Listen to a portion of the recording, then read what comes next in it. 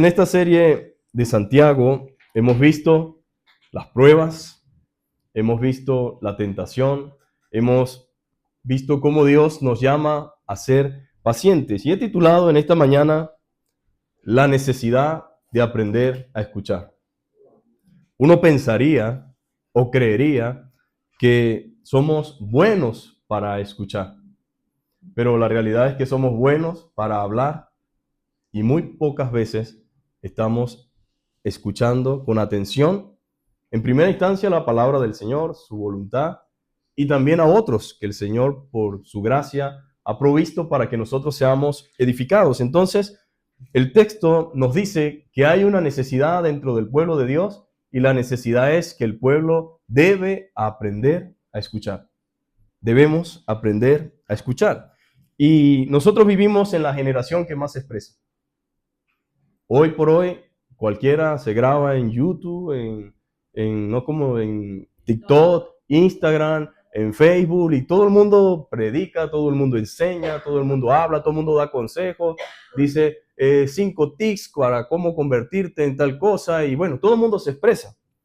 Y es la generación que reclama que no tiene, por así decirlo, maneras de expresarse. Pero esta generación es la generación que más se expresa, la que más habla, pero también es la que menos escucha.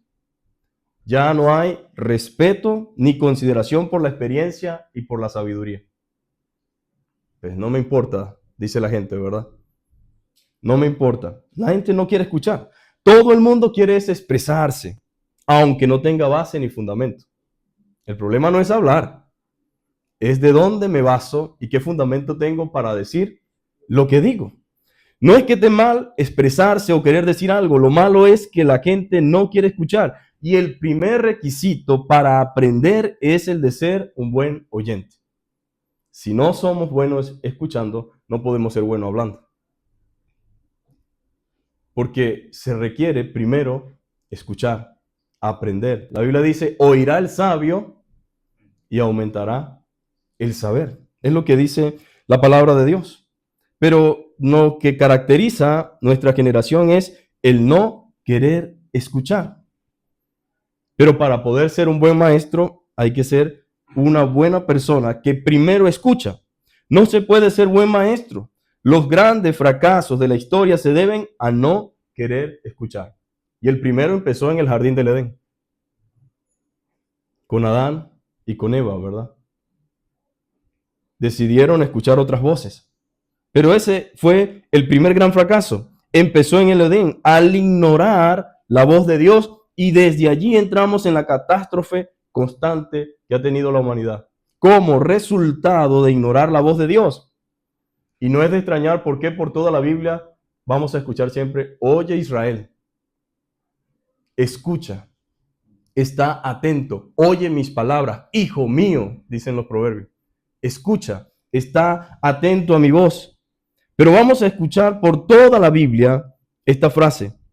Oye Israel, escucha atentamente a la voz de Jehová tu Dios. Si oyeres e hicieres, escucha a tu padre y a tu madre. Ahora, si somos buenos escuchando, ¿por qué tendría Dios que recordarnos con tanta insistencia el que debemos escuchar? Pues yo creo que la razón se debe a que es más fácil hablar.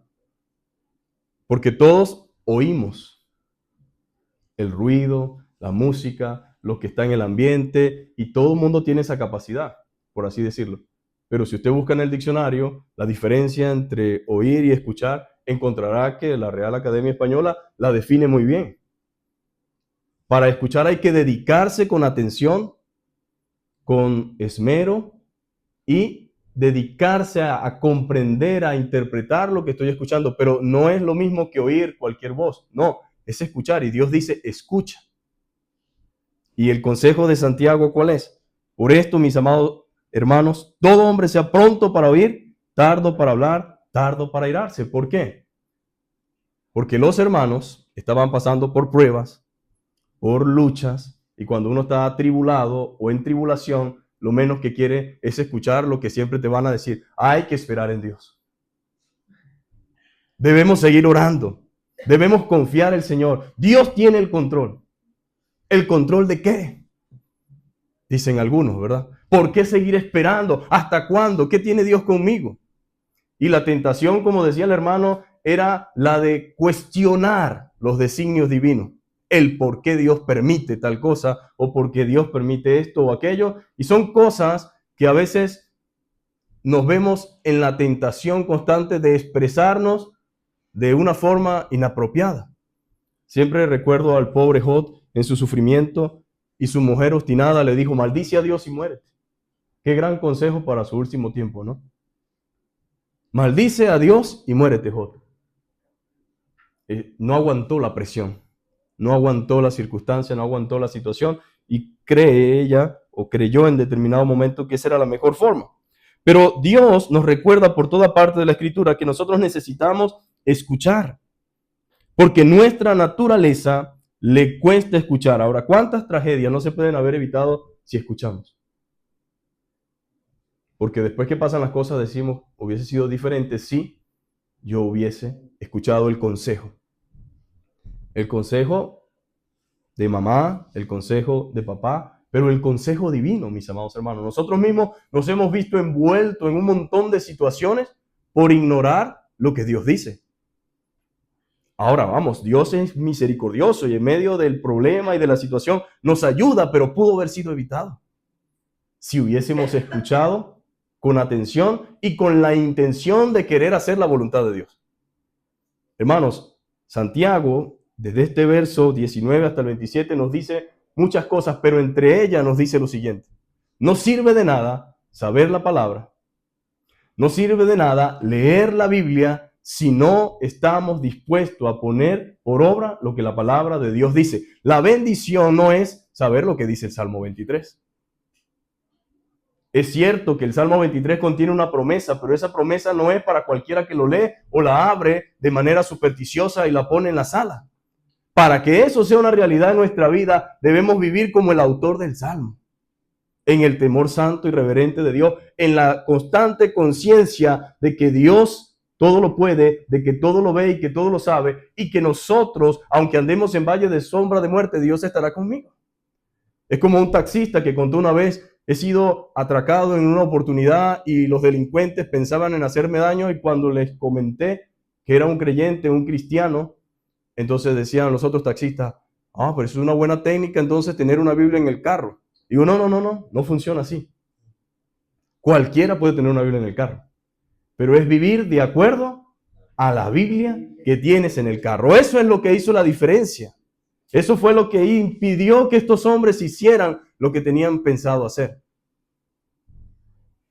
En otra oportunidad también, en una tarima se presentó un hombre que exclamaba de una manera potentosa y en su soberbia exigió y pidió al público, pídanme cualquier cosa que ustedes quieren que yo exclame en esta mañana.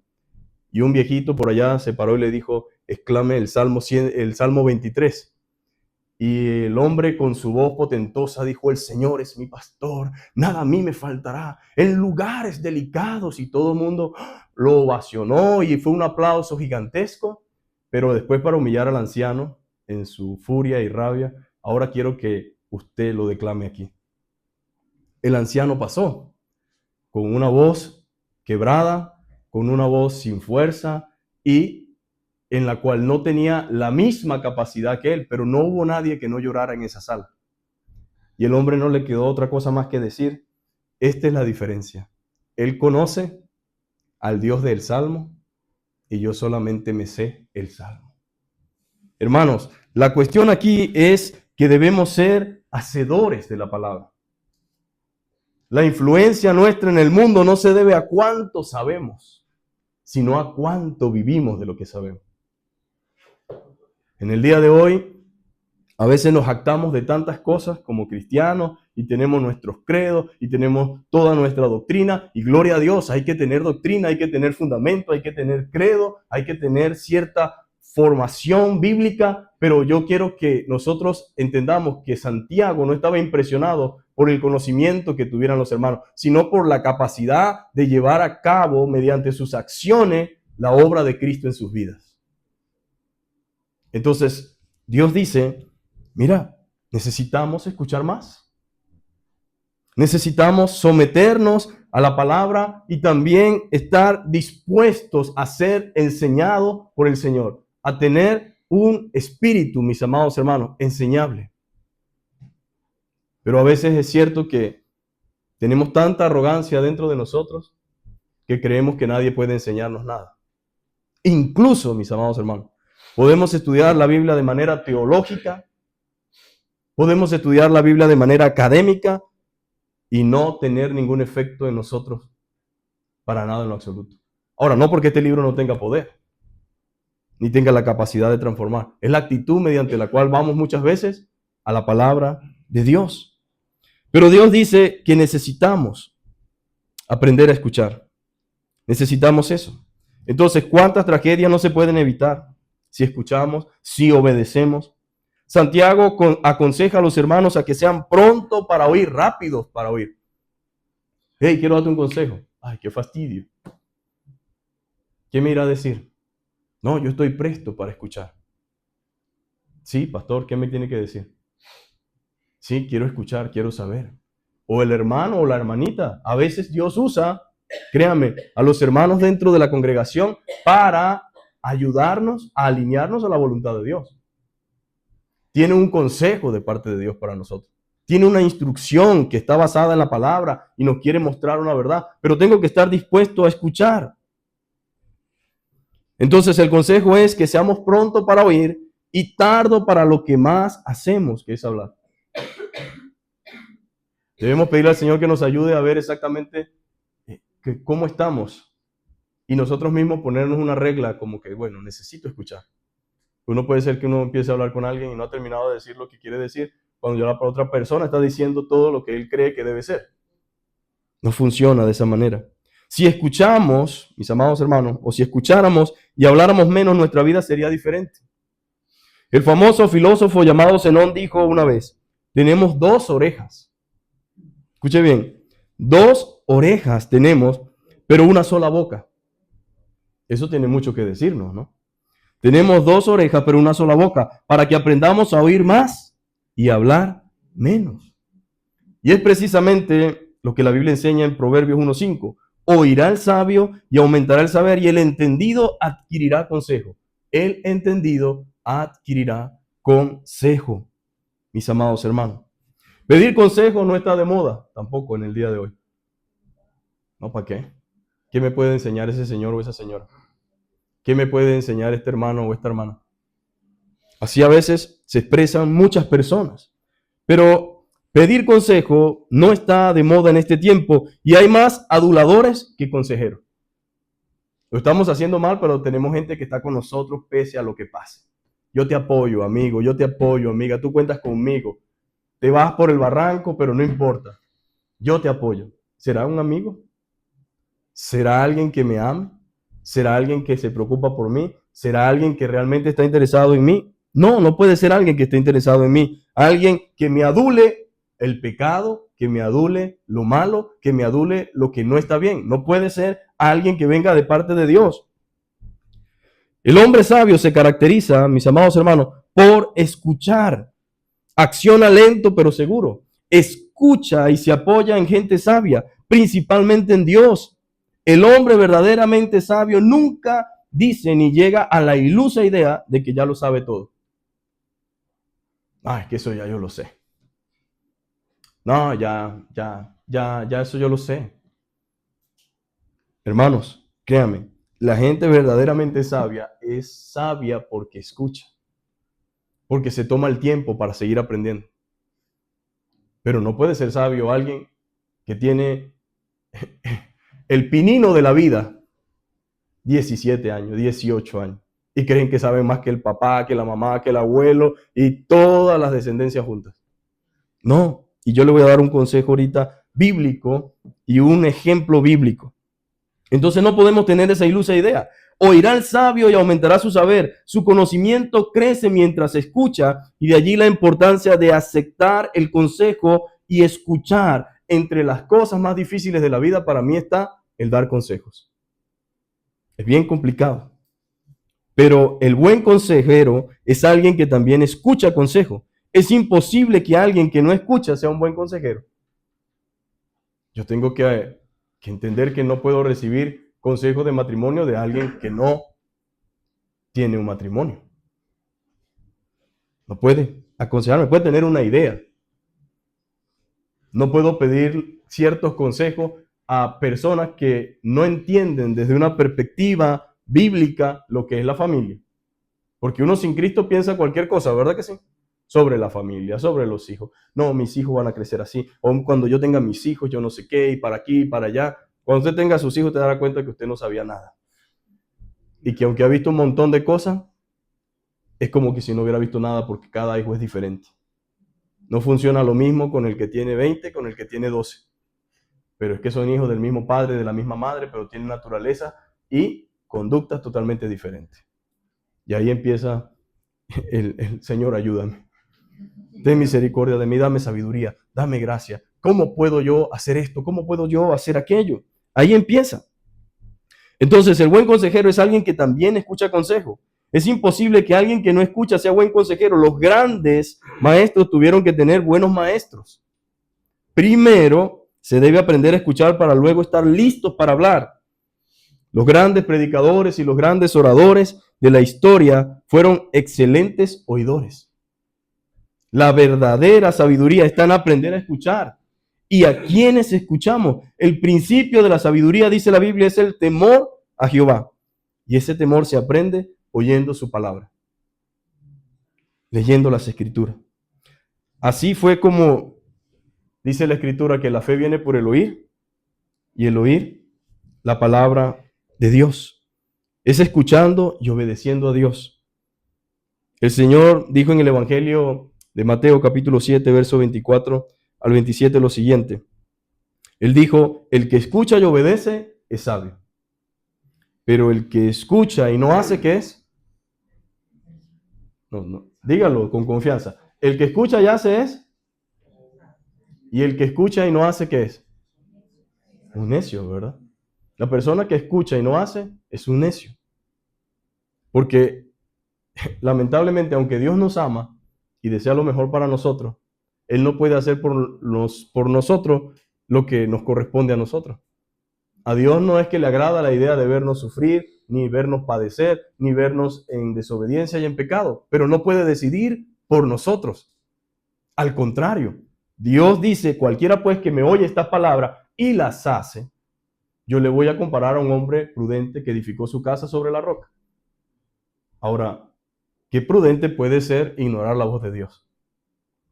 ¿Qué prudente puede ser querer vivir como Juan Charrasqueado si ignoro las consecuencias del pecado, ignoro la eternidad, ignoro el hecho de que un día vamos a dar cuenta a Dios, ignoro el hecho de que no podemos vivir para nosotros mismos, sino para la gloria de Dios? Ignoro todo eso y todavía puedes creer que es una persona sabia.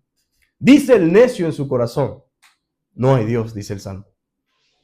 El necio dice en su corazón, no hay Dios. El necio, no dice el hombre sabio. Lamentablemente, yo no entiendo por qué razón la gente piensa y cree que los sabios que han existido sobre este mundo eran todos ateos. Pues no. Ni los grandes científicos significa que todos eran ateos. Los más grandes científicos que han aportado eran creyentes.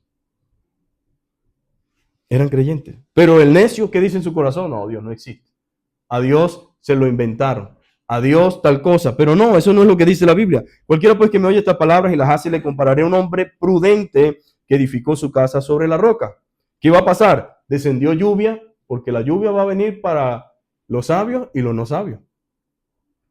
La lluvia la podemos comparar con los torrenciales que van a venir a nuestra vida, sea familiar, sea a nivel profesional, sea a nivel de espiritualidad, pero el viento y la tormenta va a llegar en cualquier momento. Pero dice que descendió lluvia y vinieron ríos contra la vida de aquella persona y soplaron vientos y golpearon contra aquella casa y no cayó. Ahora, ¿por qué era muy fuerte? ¿No cayó porque estaba bien construida? No. No cayó, dice la Escritura, ¿verdad? Sino porque estaba fundada sobre la roca. Y la roca es Cristo. Su vida estaba cimentada sobre la roca inamovible de los siglos. O sea, en Dios. Pero cualquiera que me oye esta palabra y no las hace, le compararé a un hombre insensato que edificó su casa sobre la arena. Descendió lluvia y vinieron ríos, lo mismo que el otro. Y soplaron viento y dieron con ímpetu contra aquella casa. Y cayó y fue grande su ruina. ¿Por qué? Porque no estaba fundada sobre Dios, sino que estaba fundada sobre sí mismo, sobre su propia sabiduría, sobre sus propios conceptos, sobre su propia idea de lo bueno y de lo malo. Hermanos, a veces creo que no tenemos que experimentar tantas cosas para llegar a la conclusión de que lo que Dios dice es bueno. Algunos hermanos me dicen, pero es que nadie aprende por cabeza ajena. Pablo dice, estas cosas que ocurrieron antes fueron escritas para que nosotros no tengamos que vivir y caer en el mismo hueco. ¿Usted se imagina que un cristiano quiera probar que la codicia es mala, como Naamán? ¿Usted se imagina que nosotros queramos, no recuerdo, Naamán, creo que estoy confundido, pero el manto que Dios dijo, no codicien nada, no traigan nada, pero él decidió ir en contra de la voluntad de Dios? No hace falta que experimentemos eso para darnos cuenta que es cierto. Ya hay demasiados ejemplos en nuestro entorno, en nuestro alrededor, y hemos sido testigos por lo que la palabra de Dios dice, que todo lo que va en contra de su voluntad termina mal. No, pero yo quiero experimentarlo. Bueno, si tú crees que esa es la única forma, bien, puedes hacerlo. Pero no es la voluntad de Dios. Entonces ahí está el Señor. La Nueva Traducción Viviente dice, el que escucha mi enseñanza y la sigue es sabio. Me gusta esa versión. Como la persona que construye su casa sobre una roca sólida. Aunque llueva a cántaro y suban las aguas de la inundación y los vientos golpeen contra esa casa, no se vendrá abajo porque está construida sobre un lecho de roca. Sin embargo, el que oye mi enseñanza y no la obedece es un necio, como la persona que construye su casa sobre la arena. Cuando vengan las lluvias y lleguen las inundaciones y los vientos golpeen contra esa casa, se derrumbará con gran estruendo. Ahora, tristemente, muchos escuchan a quienes no deben. Tenemos un problema que no quieren escuchar y cuando deciden escuchar, escuchan a quienes no deben. Escuchan el consejo de aquellos cuya vida es la mentira más grande que existe sobre la tierra. Se venden como alguien muy feliz, como alguien muy pleno, como alguien muy lleno, pero por dentro es un mar de soledad, de tristeza, de dolor y sufrimiento. De un mundo oscuro, de una vida vacía y de una vida sin fruto y sin propósito. Pero se venden. Escuchan entonces a quienes no deben y a quienes deben no oyen. ¿Por qué? Porque parece que la sabiduría no está de moda en el día de hoy. Es la insensatez la que reina. Es la rebeldía sin causa la que reina. Es el simplemente querer llevar la contraria porque sí, quiero hacerlo. Tal parece la época en la que estamos, donde se escucha con atención a la mentira, la insensatez, la imprudencia y a la maldad. En el libro de los Reyes encontramos la triste historia de un rey joven, el hijo de Salomón. Él comenzó a reinar, su padre falleció y heredó el reino. Ok, yo voy a reinar, dijo el joven. Pero él no quiso escuchar la sabiduría y la experiencia de los hombres sabios que fueron consejeros de su padre. Dice que ni antes ni después de Salomón hubo un reino tan próspero, tan lleno de paz como el que él tuvo, con sus defectos, porque Salomón tuvo sus defectos. Pero algo que tenía Salomón era que escuchaba, era que oía, era que atendía lo que el Señor decía, pero también a quienes Dios ponía a su lado.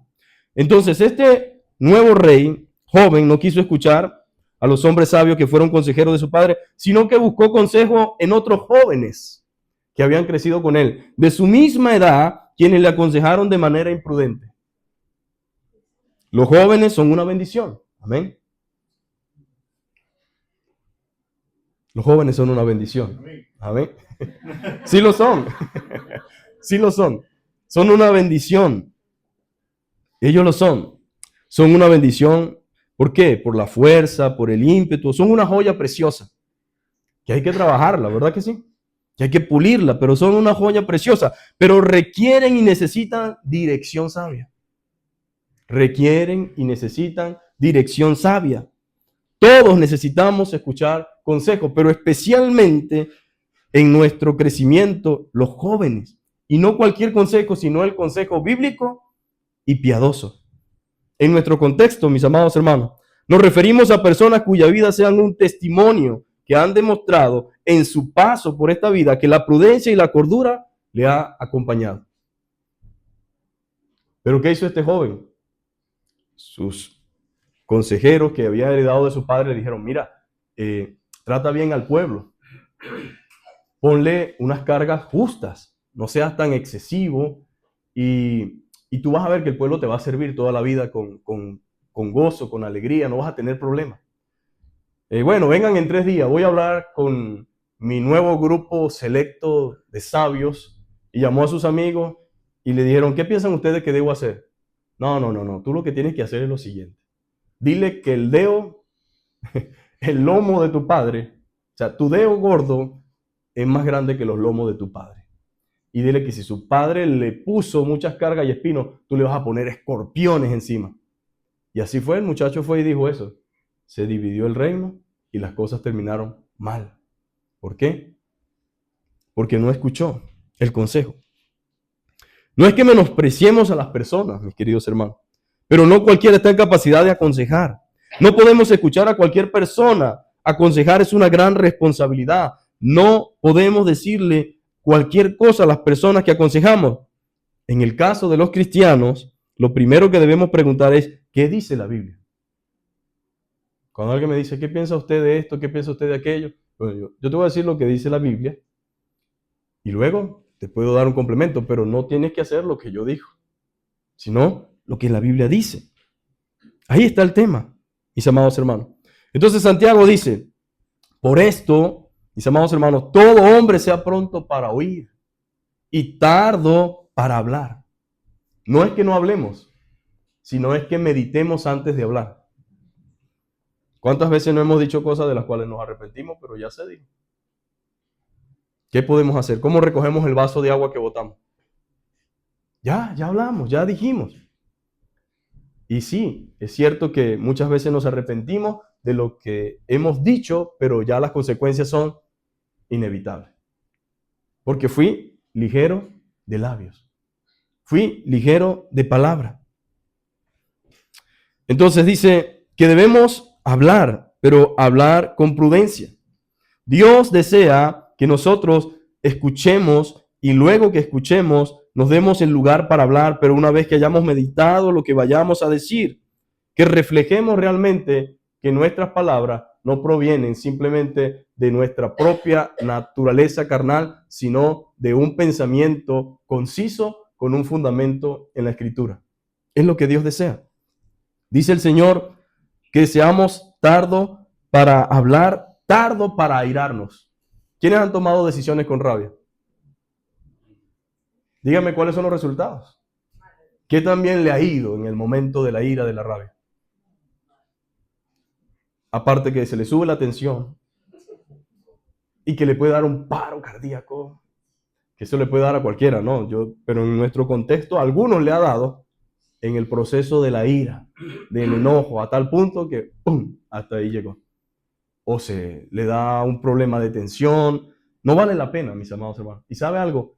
Nadie que actúe bajo el efecto de la ira va a obrar la justicia de Dios. Cuando uno sale con esa ira, lo que hace es actuar en contra de la palabra y de la voluntad de Dios. Porque no es una ira santa, como la ira del Señor en el templo con los vendedores y los mercaderes. Esta ira es el resultado de la naturaleza caída, de la carne, del enojo, del orgullo, de que no estamos dispuestos a que alguien nos ridiculice o nos falte el respeto o nos haga ver como esto, como aquello. Esa ira obra de una forma que después decimos, yo mismo me desconozco, ¿qué pasó? Entonces, tardo para airarse, porque en la ira del hombre no obra la justicia de Dios. Por lo cual, dice la Escritura, desechemos toda inmundicia y abundancia de malicia y recibid con mansedumbre la palabra implantada, la cual puede salvar vuestras almas. Sabemos que nosotros nacemos, o que la fe viene por el oír, y el oír la palabra de Dios. Nacemos por la palabra. Pero ese salvar aquí lleva dos connotaciones, en el sentido de salvación espiritual, pero también de las consecuencias del pecado. Porque el pecado tiene consecuencias, mis queridos hermanos. Algunas personas me dicen, no, que David pecó y Dios lo perdonó. Sí, Dios lo perdonó. Es verdad, David cometió pecados atroces y Dios lo perdonó. Pero lo que no fue posible para David fue el sufrimiento y las consecuencias de sus pecados. Imagínese un hijo persiguiéndolo para matarlo, y ¿quién va a matar a su propio hijo? Imagínese que un hijo viole a su hermana. Imagínese todas las situaciones que vinieron como consecuencia del pecado. Son muy tristes, muy devastadoras, mis queridos hermanos. Entonces, son las cosas, mis amados hermanos, esa ira nos lleva fácilmente a situaciones de las cuales nos arrepentimos cuando ya es demasiado tarde. Cuando actuamos violentamente, impulsivamente, no obramos según la justicia de Dios o bajo los parámetros bíblicos que Dios espera de sus hijos. Porque el hombre enojado no hace lo que es justo ante Dios, dice otra versión. La Biblia nos recuerda que quizás en algunos momentos nos llenemos de ira, pero no debemos dejarnos guiar por ella. La Biblia dice, airaos, pero no pequéis. Sí, es el momento en que nos enojamos, nos llenamos de ira, pero tenga cuidado, que esa ira no lo lleve a un punto de que pequemos contra Dios mediante esa ira. Que el enojo no nos controle bajo la situación que estemos viviendo. Es como que si el Señor le dijera, hermanos, yo sé que ustedes están pasando por momentos difíciles. ¿Quién era este pueblo al cual va dirigida la carta? Un pueblo de judíos que había sido esparcido por distintos lugares, producto de la persecución injusta que estaban experimentando. Entonces, imagínense ustedes que estemos sufriendo sin causa y sin razón por un grupo de personas, que estemos viviendo bajo situaciones de presión y circunstancias difíciles solamente porque a un grupo le parece que así deben ser las cosas. Bueno, nuestros hermanos del primer siglo vivieron esa situación de precariedad, aunque alguno de ellos no debía por qué estar viviendo esa situación, porque estaban cómodos dentro de su contexto, de su país, tenían una familia, tenían en algunos casos propiedades, pero a causa del cristianismo fueron desheredados, fueron completamente destituidos y algunos perdieron sus empleos. Porque así es el mundo, así te pone el diablo, te acorrala entre la espada y la pared y nos toca decidir qué hacer. O una cosa o la otra. Ahí está el Señor, desechando toda inmundicia y abundancia de malicia. Recibid con mansedumbre la palabra implantada. La versión Dios habla hoy dice, así pues, despójense ustedes de toda impureza y de la maldad que tanto abunda. Y acepten, dice esta versión, y acepten humildemente el mensaje que ha sido sembrado, pues ese mensaje tiene poder para salvarlos. Entonces, otro requisito en nuestra vida como cristiana es tener mansedumbres. Solo aquellos, dice la Biblia, con espíritus dóciles y humildes pueden recibir el máximo beneficio de las Escrituras. Y hay algo interesante. La Biblia dice, encaminará a los humildes por el juicio y enseñará a los mansos sus caminos. Salmo 25:9. Miraré a aquel que es pobre y humilde de espíritu y que tiembla mi palabra, dice Isaías 66:2. El espíritu humilde, que tiembla ante la palabra del Señor. Sigue diciendo la palabra del Señor, pero sed hacedores de la palabra y no tan solamente oidores, engañados a vosotros mismos. Para empezar, ¿qué debemos ser? Hacedores. Entonces vamos por parte. Debemos ser hacedores, no oidores solamente, sino hacedores. Entonces dice, debemos ser hacedores de la palabra y no tan solamente oidores. Usted puede conformarse con solamente escuchar, pero la meta es ser hacedores de la palabra. Si yo solamente oigo, pero no hago, no hay ningún beneficio. El beneficio viene al que escucha y al que hace. Entonces dice, sed hacedores de la palabra. Y uno dice, pero ¿cuál es el mejor contexto para ser un hacedor de la palabra? ¿Cuando todo está bien? Porque aquí todos somos cristianos y todos tenemos una jerga cristiana. Aleluya, gloria a Dios, alabado sea su nombre. Qué bueno, el Señor le bendiga y Dios le bendiga a mi hermana. Pero bajo el contexto de presión social en el que nos movemos, en el entorno laboral, en el entorno social, en nuestra vida cotidiana, en nuestra vida diaria, estamos bombardeados por diferentes situaciones y allí me toca poner la palabra cuando hay un trabajador o una trabajadora o un jefe incómodo que quiere de una u otra forma sobrepasarse de los límites y yo soy cristiano. Yo no puedo decirle, quédese como en la cédula o le parto el hocico. No puedo. Aunque me provocare y aunque pudiera, debo poner por obra la palabra. Ahora, ¿por qué dice Santiago, hermanos? No solamente se fijen en que están en pruebas, en luchas y en tentaciones, sino véanlo también como una oportunidad de poner por obra la palabra de Dios. Ahora, ¿quién es glorificado en medio de esas situaciones? Dios. Cuando uno actúa como cristiano, hay un impacto que quizás la persona no es lo mismo que yo le diga lo que la Biblia dice, a que él me vea haciendo lo que la Biblia dice. Y Santiago quiere que los creyentes entiendan que no se trata solamente de decir lo que la Biblia dice, sino de vivir lo que la Biblia dice.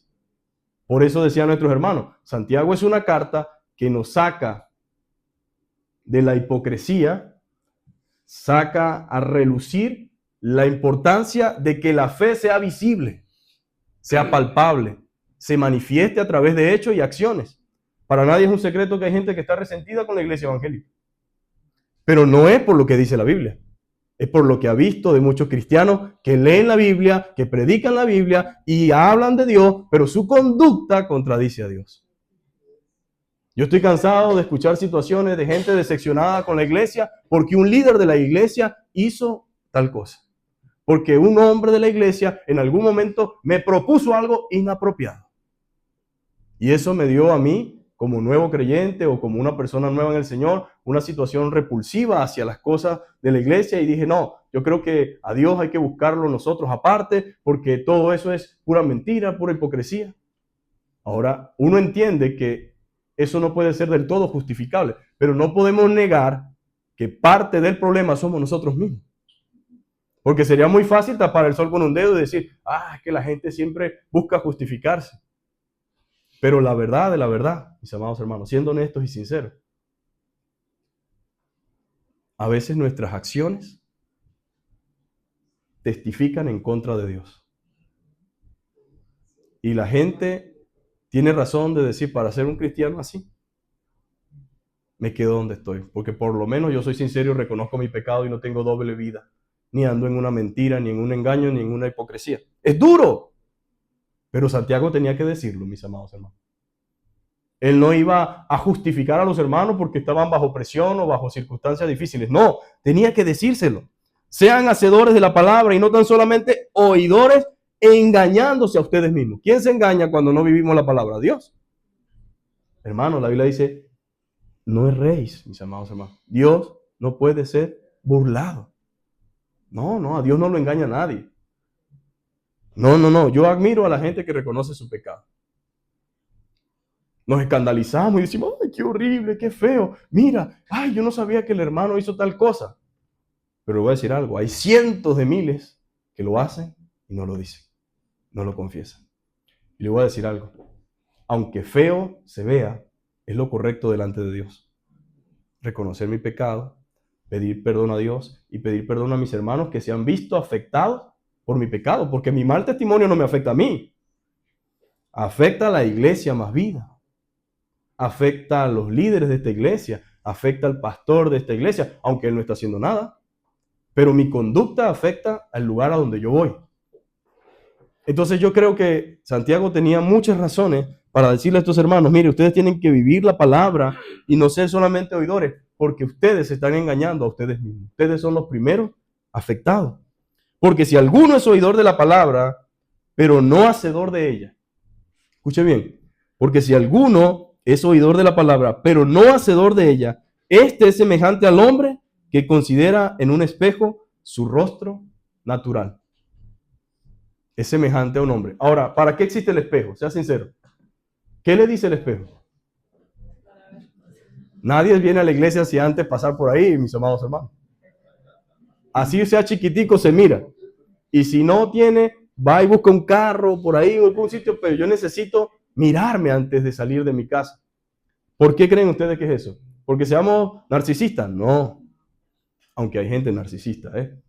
Pero hay algo que como ser humano necesito verme bien, porque yo no quiero que la gente se concentre en mis imperfecciones, sino que trato de taparlas. No estoy hablando en el sentido de doble vida ni de hipocresía, sino de que yo no quiero que la gente se centre en mis imperfecciones, sino que pueda prestarme atención. Si no, nadie va a venir aquí a pararse frente al púlpito, todo desarreglado, sino que hace su mayor esfuerzo. ¿Por qué? Porque eso distrae. Ay, pero mira el hermano, ¿qué pasó? ¿No se peinó? ¿Y por qué vendría así? ¿Tendrá algún problema? ¿Se le habrá perdido el cepillo? ¿Venía atrás en un carro y el viento le levantó el cabello? Algo pasó. Y por más que la persona quiera concentrarse, se va a concentrar en aquellas áreas. Pablo dice, mire, ustedes tienen que ser hacedores de la palabra.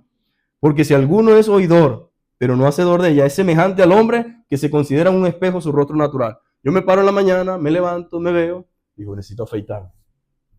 Me creció más el cabello, tengo que cortármelo. O sea, son cosas normales. La mujer dice, ay, mira mis cejas y tal cosa. Y mira que las puntas y las canas y qué sé yo, para de contar. Es lo normal. El espejo habla y la Biblia se compara como un espejo. Cuando yo leo la Biblia me dice, estás feo. Mira, necesitas trabajarte. Necesitas acicalarte, necesitas, mira, comenzar a hacer cositas en tu vida porque te veo mal. El espejo me revela la verdad a mí. Ah, pero qué chévere es cuando la gente lee la Biblia. Ay, el hermanito tal. La hermanita tal, ¿verdad? Porque siempre es más fácil ver los defectos de otros que los propios. Por eso se necesita humildad para mirarse frente al espejo y decir, yo no soy europeo. Mis facciones dicen que yo no soy de aquí. Yo estoy aquí, pero no soy de aquí. Sí, es la realidad. El espejo me dice, mira, necesitas afeitarte, necesitas arreglarte, qué sé yo. La Biblia también me dice, tú no eres de este mundo. Tú estás en el mundo, pero no eres de aquí. No puedes comportarte de esa manera como que si tú eres de este lugar. Estás feo, estás malcriado, estás grosero, estás soberbio, has cambiado, eres altivo. Tú no eres así.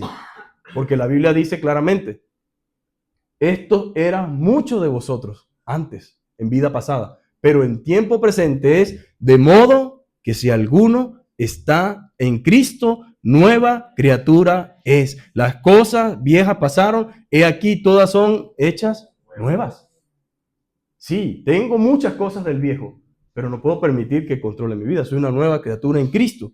Entonces, Él nos enseña que si nosotros vamos a la palabra y seguimos viviendo como que sin nada, entonces somos semejantes al hombre que se ve en el espejo y no se arregla, sino que sigue igual.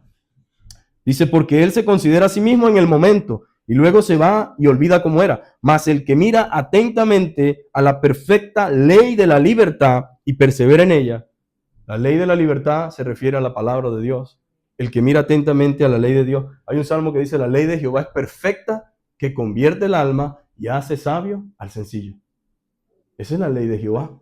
Pero el que mira atentamente, con intención, con deseo, con anhelo, a la ley de la libertad y persevera en esta palabra, no siendo oidor olvidadizo, sino hacedor de la obra, este será bienaventurado en lo que hace. Será bendecido en lo que hace, será prosperado en lo que hace. ¿No es lo que dice la Biblia en Josué 1:9? Mira que te mando que te esfuerces y que seas valiente, ¿verdad? Que cuides de poner por obra las palabras de este libro de la ley y que no te apartes ni a diestra ni a siniestra, o sea, ni a izquierda ni a derecha, porque entonces todo lo que hagas y todo lo que harás te saldrá bien. Es lo que enseña el Señor. Entonces serás bienaventurado en lo que hace. Cualquiera que me oye esta palabra le compararé. Serás un hombre sabio, edificarás sólido, edificarás con firmeza. Invertirás una sola vez. Nadie quiere invertir varias veces en algo que se derrumba cada rato. No, quiero un noviazgo firme, quiero un matrimonio firme, quiero un hogar firme, quiero una vida cristiana firme, quiero una vida no perfecta, hermano, porque tal vez alguien pudiera pensar, quiere decir entonces que la vida cristiana es perfecta. No, nosotros entendemos que hemos sido salvados, que estamos siendo transformados de día en día. Este hombre interior se va renovando, dice Pablo, se va desgastando. Y sabemos que cuando seremos perfectos, cuando el Señor transforme este cuerpo mortal en un cuerpo de gloria. Pero mientras estamos en una batalla, dice, será bienaventurado en lo que hace. Y aquí viene la cosa más fuerte. Si alguno se cree religioso entre vosotros, nosotros ciertamente pertenecemos, si lo vemos desde el punto de vista, cuando hablamos de religión, al cristianismo, ¿sí o no? Pero la palabra religión aquí, cuando se habla de religión, tiene que ver más con la responsabilidad externa que tiene el cristiano en el mundo en el que vive. Y él está diciendo, si alguno de ustedes se cree cristiano, se cree evangélico, se cree bautista, se cree hermano, se cree lo que sea, si alguno de ustedes se cree y no refrena su lengua, bueno, una evidencia de mi cristianismo es mi lengua, mis amados hermanos. Si me encanta hablar de la gente, si me encanta hablar de manera malintencionada, si me deleito en el chisme, si me deleito en la caída de los hermanos, yo dudo mucho de que el Espíritu Santo more dentro de mí. Y creería que si en algún momento caemos en eso, debe haber un cierto temor en el corazón y una pena ajena y decir, Señor, perdóname, porque esto no es tu voluntad. Y debería procurar por todos los medios posibles confesar mi pecado al Señor, pedirle perdón al Señor, y si tengo que hablar con la persona, tengo que hablar con la persona. Eso es lo que hace un cristiano. Pero si alguno se cree cristiano, evangélico y tal y todo esto, y no refrena su lengua, sino que engaña su corazón, y engañoso es el corazón y perverso, más que todas las cosas. ¿Quién lo conocerá? Pero más adelante dice, yo Jehová, que escudriño la mente y el corazón. A mí, usted me puede engañar. Yo a usted lo puedo engañar. Pero a Dios, ¿quién? Nadie. Entonces, no nos engañemos a nosotros mismos, dice Santiago. La religión del tal es vana, es puro cuento, es una mentira. Dios nos ayude, ¿verdad? Amén. Y nos guarde porque no queremos eso. Yo estoy convencido de que ninguno de nosotros quiere eso. La religión pura y sin mácula delante de Dios el Padre es esta: visitar a los huérfanos y a las viudas en sus tribulaciones y guardarse sin mancha del mundo. Esa es la vida que Él quiere que nosotros vivamos. Y alguno dirá, ¿y qué tienen que ver las viudas en todo esto? Hermanos, si nosotros como cristianos hacemos la vista gorda de las viudas, estamos ignorando la palabra de Dios. Porque la Biblia dice que una de las cargas de la iglesia deben ser las viudas y los huérfanos. Ahora, en aquel entonces había una realidad. Una mujer viuda ni trabajaba, un huérfano que estaba con una viuda de padre no podía hacer nada, quizás por la edad, y le tocaba mendigar en la calle, pedir de la limosna de otro. Entonces Pablo dice, bueno, mira, la religión cristiana, la religión verdadera, es algo que se mueve en función a la fe, pero que acciona. No es indiferente y no pasa por un lado como que si no está sucediendo nada. Porque si como creyentes en Cristo y como evangélicos, para nosotros es tan normal ver las circunstancias como que si nada, mientras no me toque, no me afecta, eso puede ser una religión vana. No lo digo en el sentido colectivo, sino del sentido personal. Porque Jesús en ninguna parte de los evangelios pasó siendo indiferente ante la necesidad y ante el dolor. Siempre tuvo que hacer algo. Entonces la religión verdadera es esa: visitar a los huérfanos y a las viudas en sus tribulaciones y guardarse sin mancha del mundo. Ahora, la verdadera fe, mis amados hermanos, debe manifestarse en acciones. Santiago nos muestra que la palabra de Dios está interesada no solamente en cómo vivimos de puertas adentro, sino también de puertas hacia afuera. Y con esto termino. Santiago condenó lo mismo que ya los profetas hacía mucho tiempo habían condenado. ¿Qué decía el Señor? Misericordia quiero y no sacrificio. A veces hacemos tanto sacrificio y dejamos a un lado la misericordia. Dejamos a un lado la misericordia.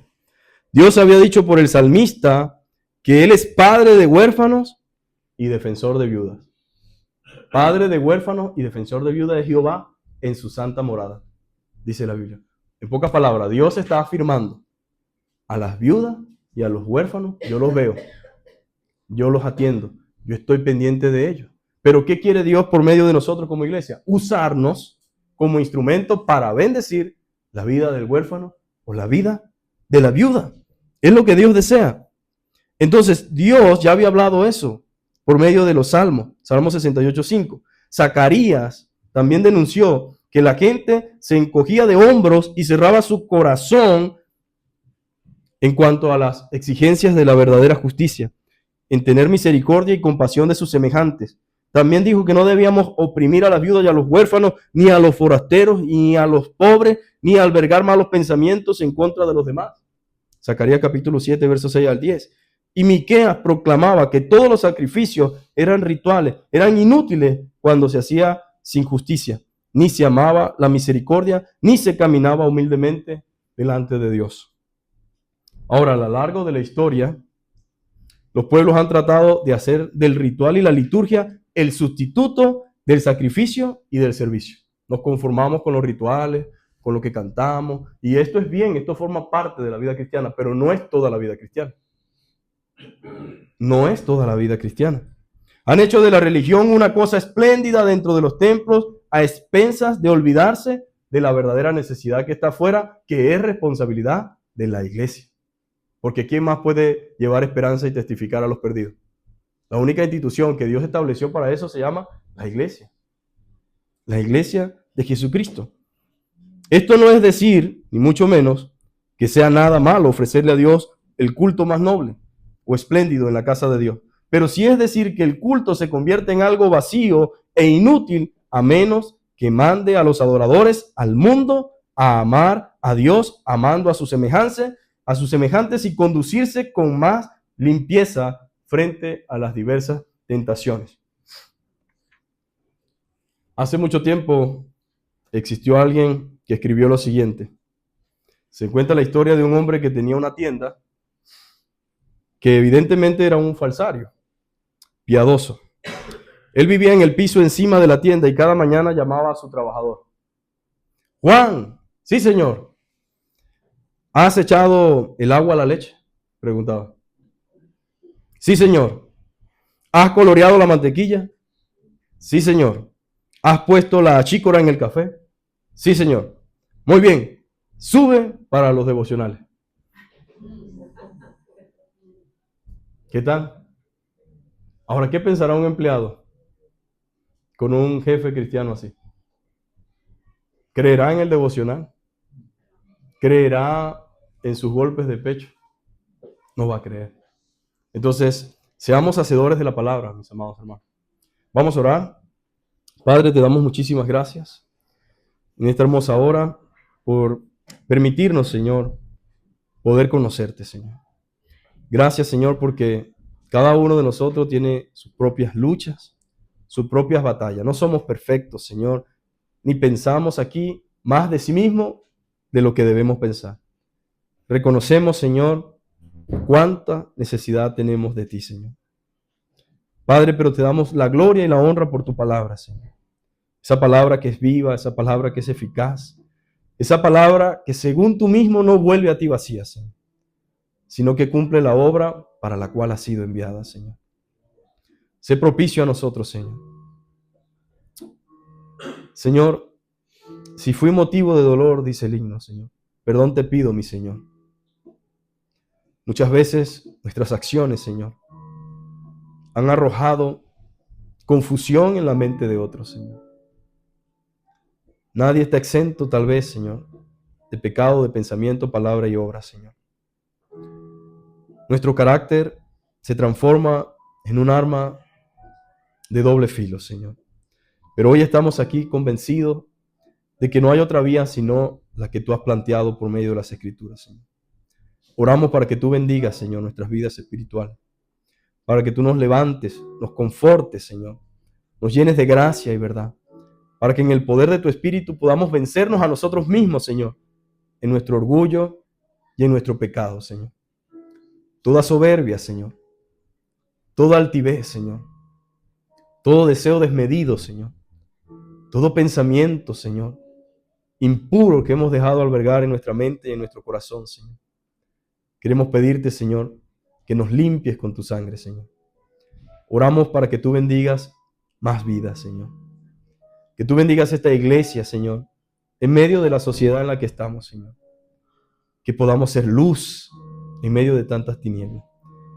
Como dijo Spurgeon, Señor, el mundo no lee la Biblia si no lee cristianos, Señor. Y nosotros somos el Evangelio, Señor, que debemos modelar tu palabra, que debemos testificar, Señor. Bendícenos como iglesia, Señor. Bendícenos como familia en la fe y obra en nuestro corazón para que podamos día a día, Señor, ir delante de tu presencia y humillarnos delante de ti, Señor, con un corazón sincero y genuino. Padre, ayuda a mis hermanos, Señor, y ayúdame a mí. Ayúdanos, Señor. No nos dejes caer en tentación, Señor. Líbranos del mal, Señor. Permite, Señor, que no seamos oidores, que nuestro corazón, Señor, no se encallezca, Señor, no se engruese, Señor, que no se tapen nuestras arterias espirituales, Señor, sino que siempre fluya el poder de tu Espíritu, Señor, por nuestro torrente, Señor, sanguíneo espiritual, y que seamos sensibles a tu palabra, Señor. Oh Padre amado, que nuestras conciencias, Señor, no lleguen al punto, Señor, Padre amado, de cauterizarse, Señor, sino que cada día, Señor, que vayamos al trono de la gracia, a la oración, a la lectura, Señor, seamos quebrantados. Que cada vez que escuchemos la palabra que proviene de ti, por el medio que tú quieras usar, Señor, seamos quebrantados y sensibles, Señor. En el nombre poderoso de Jesús, te damos gracias, gloria y honra. Amén y amén. Dios les bendiga a mis amados hermanos.